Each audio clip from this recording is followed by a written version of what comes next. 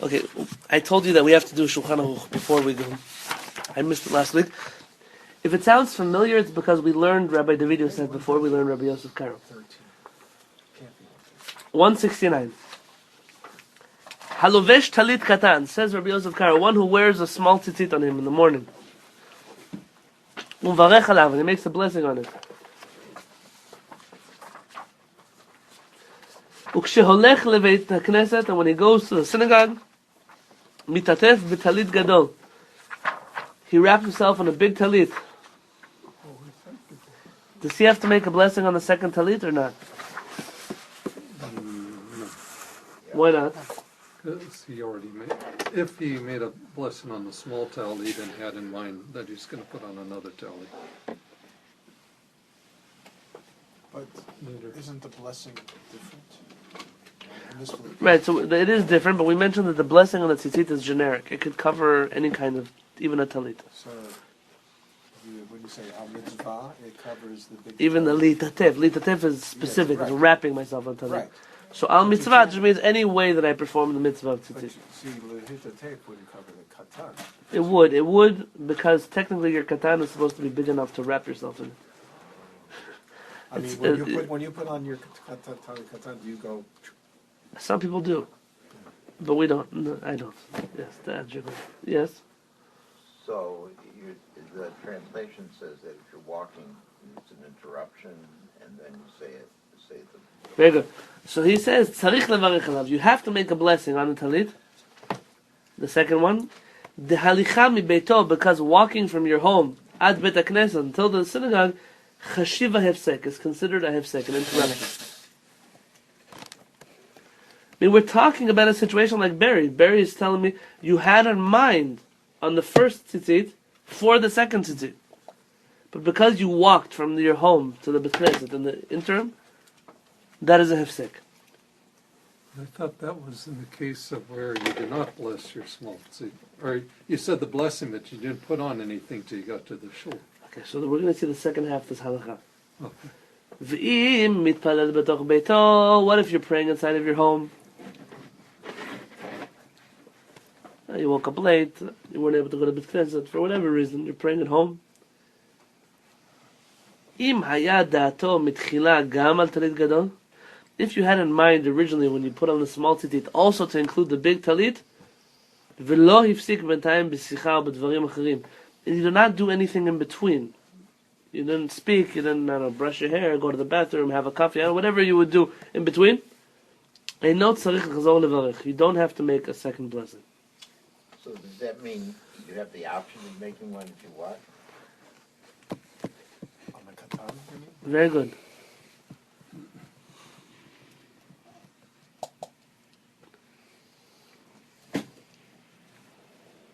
It's a good question.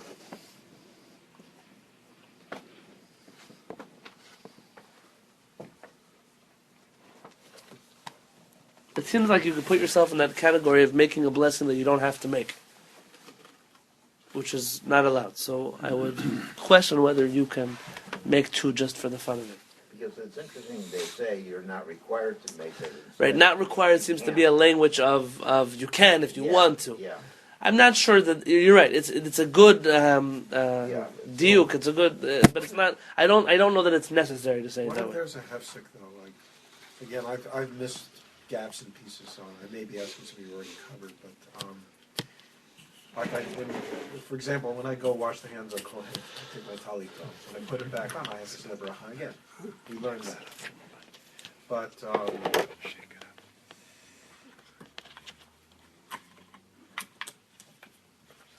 We're going to discuss, by the way, going to the bathrooms because it's a big katan, you can wear it to the bathroom, but you can't wear the gadol to the bathroom. Right. What's the reason? Do you know? Because one is tucked under your clothes. No. If you'd put on a coat, you also couldn't wear your talit gadol in there.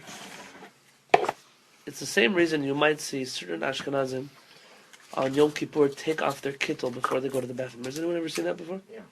It's a Mishnah Berurah that says that. Do you know why?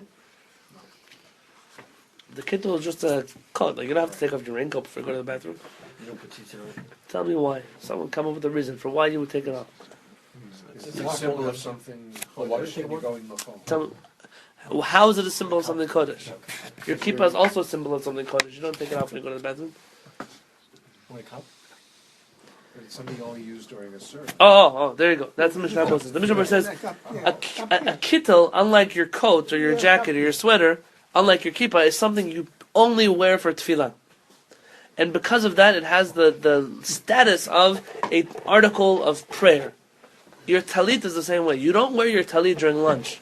And therefore, your talit has the status of something that is only worn for tefillah. That's why you have to take it off in the bathroom. Not because it's covered. Your tzitziot, though, you wear it all the time. Some people sleep in them, go to the gym in them, all kinds of things. Your tzitziot, therefore, don't have the special status of something that's only used for tefillah. Which is why, for example, Yom Kippur, I have my white robe that I wear. But I wear that the whole day. And so I don't take it off when I go to the bathroom. Because it's not a holy clothing to me. I don't wear it only for tefillah. A talit, yes. Do they call you wearing Yom Kippur? You don't wear it just for tefillah? I wear it when I walk home. I wear it during my meal. A lot of people wear the talit. I don't have a meal in Yom Kippur. Yeah, they wear the talit. That's just to not, like, carrying it, right? Yeah, That's the so only people reason. wear their talit outside walking show. So yes, there were times in halakha where people wear their talit all day, and they wore their talit into the bathroom also. We're talking about our current reality. Wearing your talit home is probably done because of an eruv or lack thereof, or you want to look cool like you just got out of shul or something like that, right? And that's not considered enough of. It's like, when you go walk in the park afterwards, do you put your talit back on? That's already up to you. That's the question. I haven't seen Zev make his rounds yet in a talit. Not yet. Maybe after the kollel, but we'll see. Next Shabbat. All right, so I wanted just to read that Shulchan Aruch with you, and what you see from here is Maran comes out with a fundamental point. According to Maran, even walking from your home to shul is considered a hefsek, which not everyone agreed with him. Last week, it was my mistake that I didn't use it before. We argued whether walking or not walking is considered interruption. You see, the Ramah doesn't argue with Maran, which means both the Ramah and Maran feel that walking is not considered a hefsek. But the place where one is a hefsek or not. The place? Yeah. In a Beit Knesset, outside of Beit Knesset. It seems to be like a walking that's not natural for you to do during tefillah. Like if you walk into the hallway and come back, you're still part of the same. You have to just check where do these. You'd have to define exactly what is a hefsek with walking. You'd probably have to look at other mitzvot in the Shulchan Aruch when Maran considers walking an interruption and see what are the parameters that he gives them over there. We're on page 177. 177. We were on 169, just covering some ground that we forgot.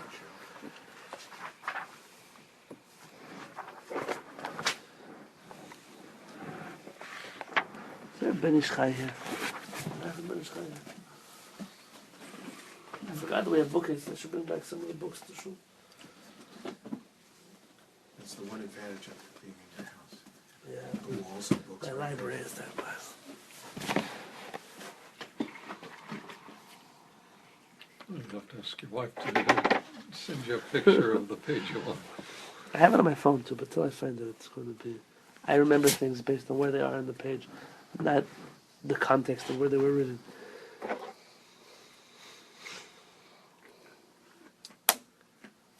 Okay, let's read 177. This is exactly what you're talking about.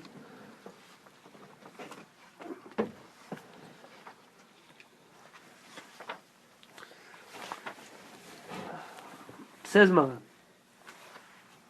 if you're wearing a talit, you're wearing a talit, right? You have your talit on. Im pashat talito, and then you take off your talit. So you're taking off your talit.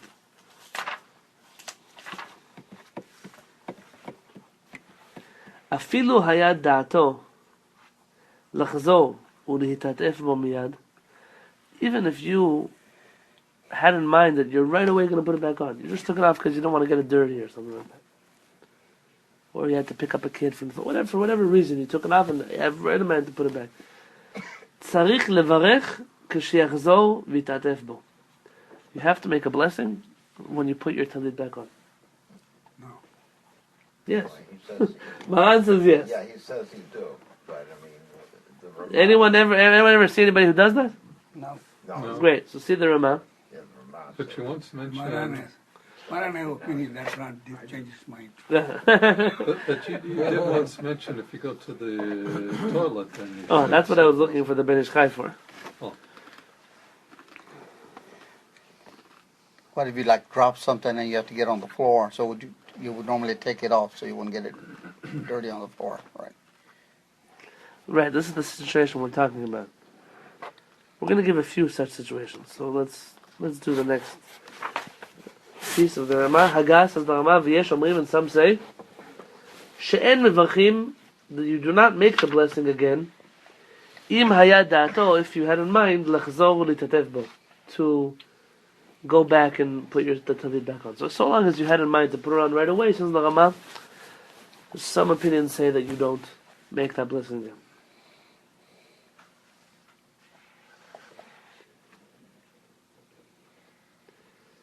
ויש אומרים, and some say, דווקא כשנשאר עליו טלית קטן והכי נהוג, that this is true only when you're still wearing your small tzitzit, and this is the custom. How did you translate that last sentence? What it says is a little different. It says, there are those who say this is definitely the case, not to bless, if one keeps wearing the talit katan, and this is our custom. Okay, so it doesn't say that in the Hebrew, but that's the interpretation I was Yeah, looking for. yeah. So it seems like there's an argument whether the Ramah is referring to a case where you take it off and you had in mind to put it back on. The Ramah says you don't make a blessing, but there's some who say that definitely when you don't make a blessing is when you're still wearing a small tzitzit because you didn't stop doing the mitzvah at any point in time. So you're not interrupting the status of tzitzit if you're wearing a talit katan. That's the premise he's going on. And this is the Rashi script here? Yeah. Before I get to the bottom, let's see the next page, 178. Get to the bottom of this. We'll get to the bottom of this. Yeah, we'll get to the bottom of this sooner or later.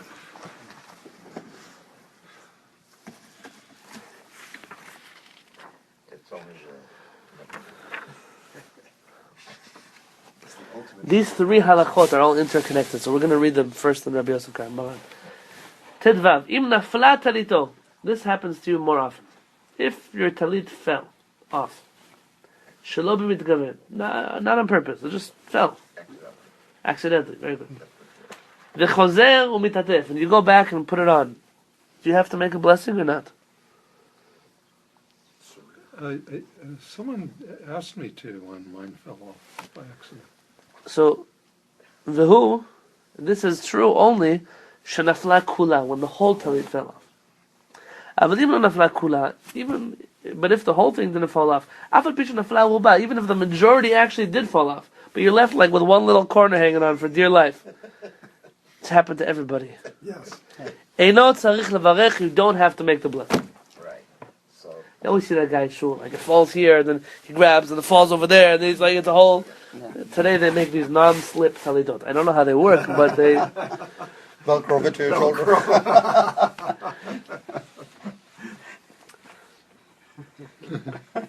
Don't laugh. They've actually made talitot the way they weave the wool, Yeah. and they probably have some strands of some other material floating around in there, but it kind of holds against each other, so it doesn't slip easily. Perhaps if you can't take it off. I guess you can put that little button like they have on the Well, hats on some the people have lapel. those tali clips. Yeah. My fear was always, what happens when it falls back and the chalila chokes a person? I don't know what would happen. I got one of those for my bar mitzvah. I wish I knew where it was. Yeah, I had one lost. So this is this halakha. The halakha is you make a bracha on the talit only if it fell off in its entirety. But if it just fell off a little bit,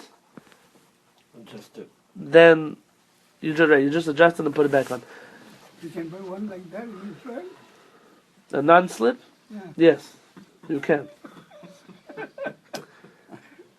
This situation, what is Maran coming to add here? He seems to be saying something.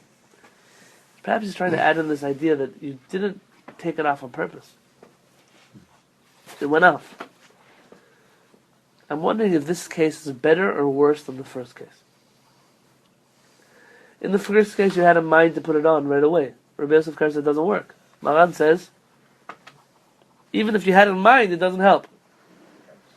Perhaps what your argument could be here is this is even worse. Here you didn't even have in mind to put it back on right away. It just went off of you. So you didn't have that luxury of having in mind. You could read it that way.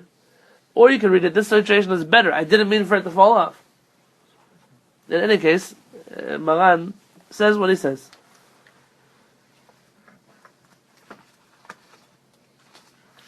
Ted Zayin. Maran brings down another halacha. Let me take a guess. If you took it off and you didn't have intent to put it back on, and then Actually not. That should be. It's probably going to be on the bottom of the page in such a scenario. okay, we'll get to the bottom. We'll get to the bottom. Here's the question. The question is, I go to sleep with my tzitziot on. You mean the gadol? Or the... You're Doze off. right. This is a good question. Imagine we're talking here about a talit katan. Okay. It says a more possible.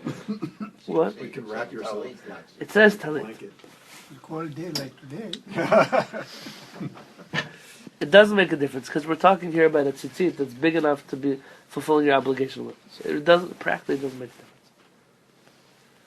And it's more realistic that he fell asleep with his tzitzit and with his talit.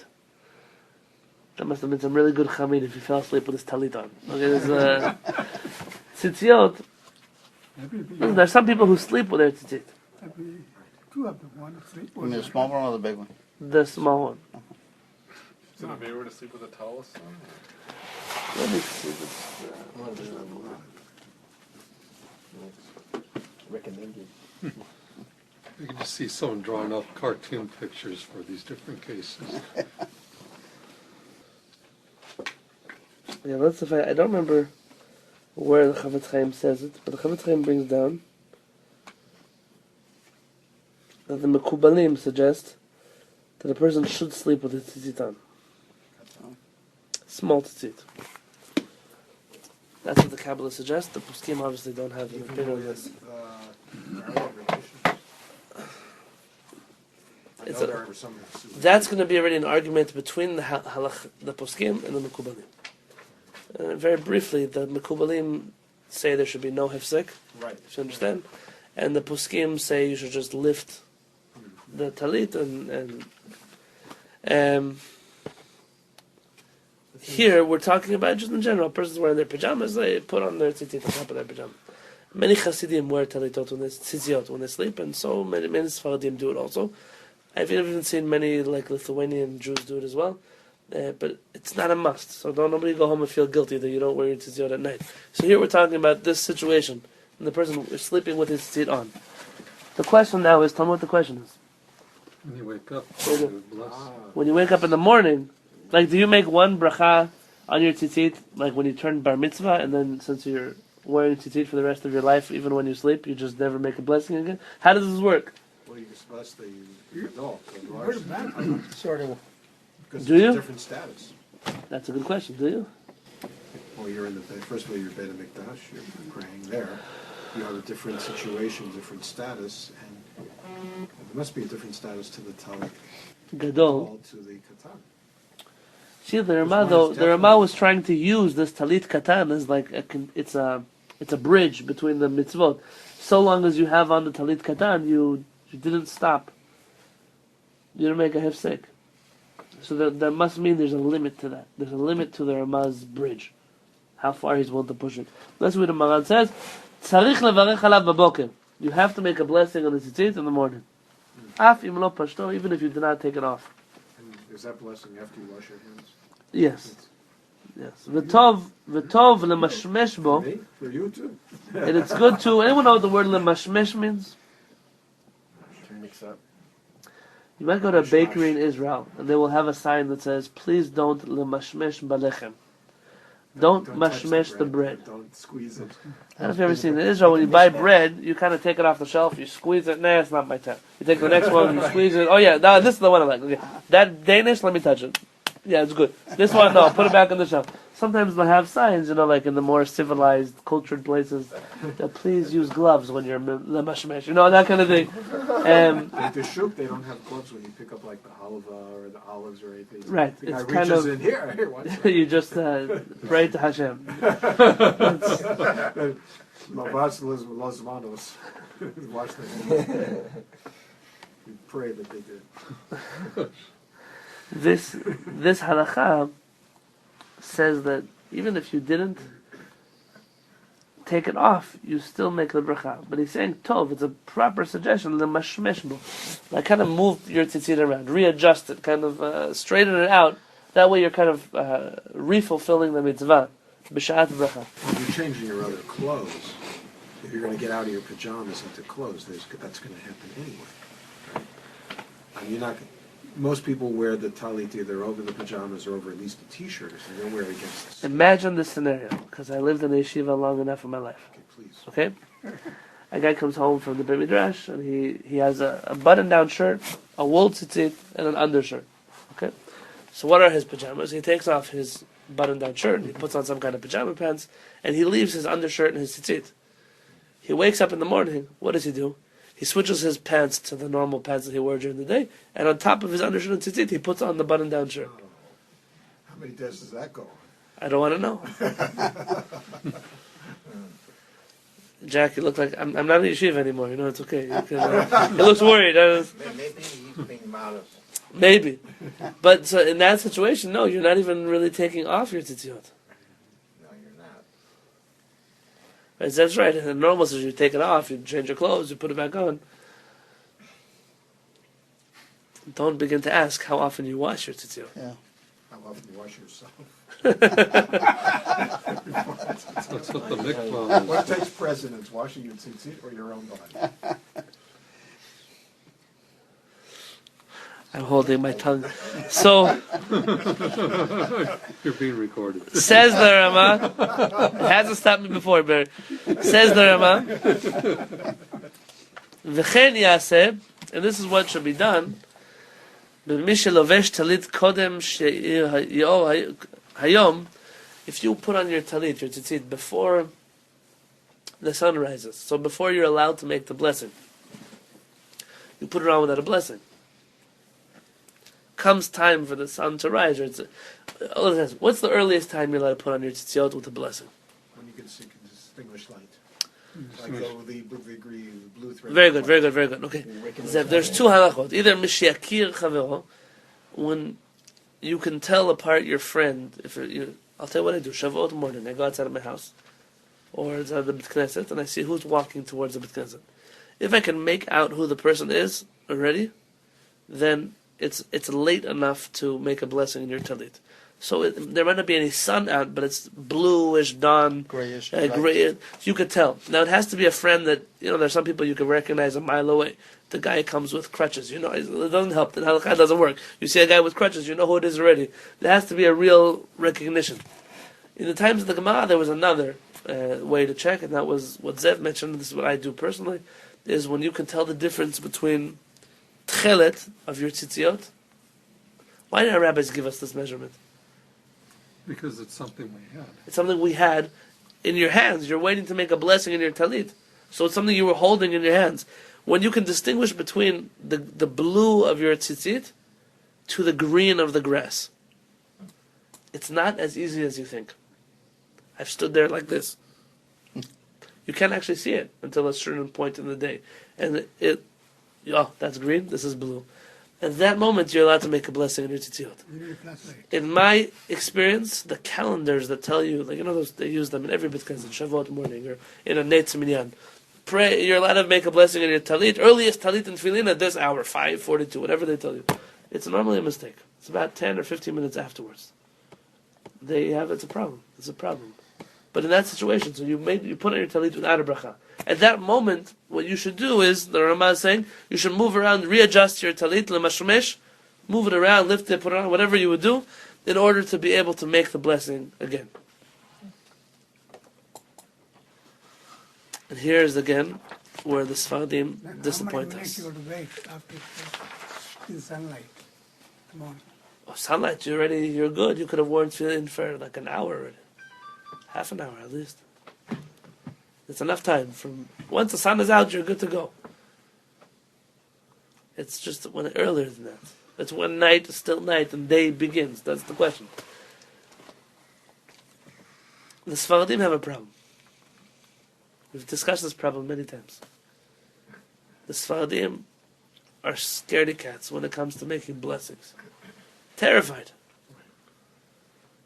Yeah, blessing? Maybe there's an opinion that says you don't make the blessing. You find out there are all kinds of blessings Sfaradim don't make because they're afraid about whether or not you can make the blessing. It's almost come to a point where right. They're so afraid of saying Hashem's name in vain that they won't make blessings. I'm not talking about your Sfaradi guy in the street. I'm talking about the rabbis, the poskim of Sfarad. The Ashkenazi rabbis had much more confidence in this area of halakha. If they were convinced that this is a blessing you make, it's a blessing you make. I don't care who argues with me. The question is, when it says, when in doubt as to when to make a blessing, what creates that doubt? What is it a real doubt? Is it a doubt of opinion? Is it two conflicting opinions? Is that a doubt? If we are Sfaradim, and we claim to follow diehard, we follow who? Maran, Rabbi Yosef Karo. And he says, make a blessing if you take off your talit, and even if you have in mind to put it back on. What should Sfaradim do? Do it. Make it. What are you so worried about? No, the Sfaradim say, listen, the Rama argues. I can tell you 100 other places the Rama argues with Maran, the Sfaradim don't listen to him. Comes this idea of saying Hashem's name in vain, maybe we'll make a blessing, maybe the Rama's right. Sfaradim have a rule, Savek brachot na'akel, where when you're in doubt as to when to make a blessing, you say Sabal, maybe I don't make the blessing, even against the rulings of Maran. Harav Peretz vehemently disagrees. To the best of my knowledge, he is the only Sephardic rabbi who does. It's unfortunate. Maybe I don't understand the severity of making a blessing in vain. But there are situations where it makes sense. Maran's opinion makes sense. What are you so afraid of? So imagine we're talking about it in a situation of a talit. A talit, not that you took it off for 2 seconds and put it back on in the Beit Knesset. Okay, I'll give it to you. Maybe Maran over there, you won't be so brave to follow him. But Zev, you mentioned going to the bathroom. In the bathroom, could you wear a talit? Katan or gadol? Gadol. No. Is there a greater hefsek than that to be in a place where if you wanted to, you couldn't wear a talit? It's one thing to take it off for a few minutes, but you could technically be wearing a talit. But when you enter into a place where you're not allowed to wear a talit, is there a greater hefsek than that? No, of course not. That's a hefsek. If Maran says walking from your house to the synagogue is a hefsek, how much more so going to the bathroom? But we're so afraid, so afraid. Is that the reason people don't make a blessing? Yes. It's not because, it's because they're terrified to follow Maran. Well, And here you have an opinion that makes sense. It makes sense. So I asked Harav, what should we do? But I have good news. Baruch Hashem, he was out of the hospital. He's home. Hopefully tomorrow he'll be giving his first shiur again. They had special bathroom those days. Special bathroom? Talit allowed bathroom?